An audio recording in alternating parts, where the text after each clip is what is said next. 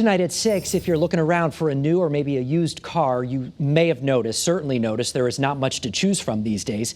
Channel 3 Eyewitness News reporter Courtney Zeller visited one family-owned dealership to find out when it might start getting better. When you take a look at Hart Nissan's car lot in Hartford, you might do a double take. There aren't that many cars on the lot. You know, we used to stock around 300 to 400 new cars. We're down below 100 new cars now. Used cars, we used to stock about 150 to 200 new pre-owned vehicles. We're down to about 60 pre-owned vehicles. Hart Auto Group Executive Manager Damon Polans tells us why that is. So it started out with a shortage in new vehicles from the chip shortage. It just made it so that manufacturers couldn't produce the same volume that they had before. And at the same time, demand was ramping up for the vehicles. He says then consumers started turning to used cars. And that quickly shortened up that supply.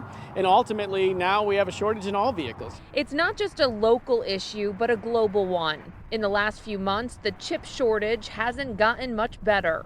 Evidently, two of the factories that produced the chips shut down probably about 2 months ago for COVID reasons. And now that, again, just created that backlog and made it worse.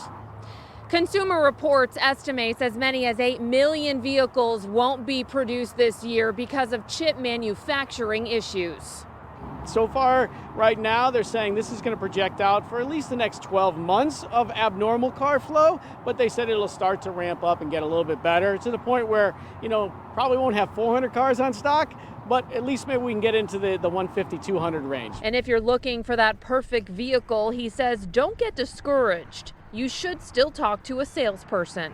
Can see what cars are coming in the pipeline, so it allows us to put their name on something if they fall in love with it. And then, you might have to wait a couple of weeks or maybe even a month, but at least you have that vehicle locked in for yourself. In Hartford, Courtney Zeller, Channel 3 Eyewitness News.